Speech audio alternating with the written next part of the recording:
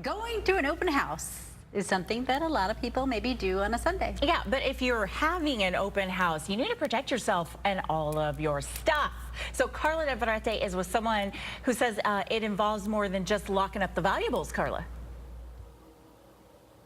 Oh, definitely a lot more than that, Lena. I'll tell you, we're at 12th Street and Bethany Home area at a home that is actually on the market today, has been staged beautifully to be sold. And Patrick Lewis, he's with the Arizona Association of Realtors.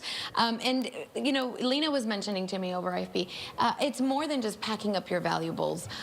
Because nowadays we have so many things that we attach to our home that are valuable. Absolutely. Like electronics. So you were mentioning earlier, you know, some of the things that people who are putting their house in the market should do. What advice do you give? Well, one thing we do as realtors, obviously, is we want to make sure that not only our personal safety, but the safety of our clients is paramount. So preparing the home for listing, you want, really your main goal is A, to get the home sold. And obviously you want security and things like that, but it also serves a second purpose, and that is it helps people see themselves in their potential new home, not sitting in your home. Right. So when you're staging the home, you want to think about things like personal family pictures, a lot of personal effects. You always want to be aware of maybe pictures of the kids, diplomas, things that talk about where they go to school, things like that that you may want to put away. I always recommend to put away about 60% of your belongings when you pack up your home, again, for that purpose. But it also serves the security purpose as well, which keeping people safe is obviously very important. So, and oftentimes in homes they will have emergency contact information, maybe school lists, things like that, emergency numbers. Want to take those down, probably. As many tools as we as realtors have available to us to keep everybody safe. You know, we don't know everything, and we also want to keep some of this just out of from prying eyes. Right. And you know, like with Echo and Home and all these kind of cool gadgets, put that away. Absolutely. What is your recommendation? Yes. Anything that's voice activated. At this point, the technology is not where it knows whose voice is being said. So you don't know what kind of information can be being accessed while you're not there. And it's also something to think about after the home sells.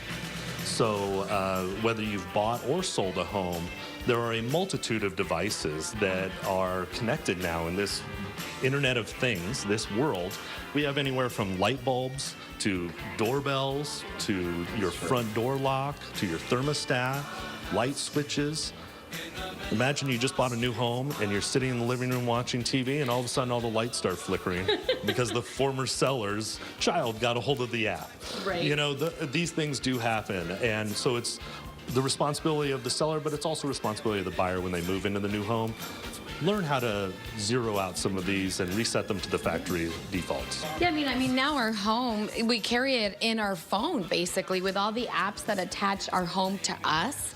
So making sure that all of these things are deactivated is pretty crucial. Absolutely. To making sure that, you know, no one, you know, gets into your personal space, so to speak. Absolutely. The amount of information, especially we're seeing in some of the luxury properties where they are whole home automation systems that are fully contained and built into the home. There's personal information in there. There is times that you come and go. There are a lot of internet-enabled video cameras these days.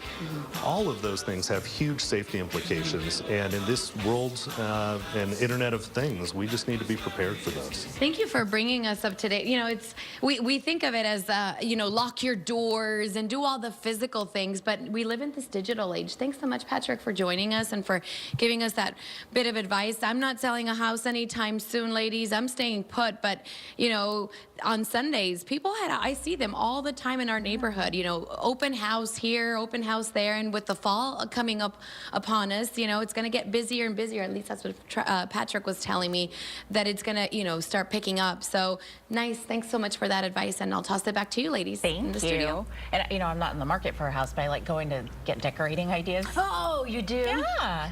That's a nice way to spend, you know, leisurely stroll. And sometimes you get a cookie. Is that true? Sandwich. I'm going to the wrong open houses. Oh, yes, I'm totally interested in this house.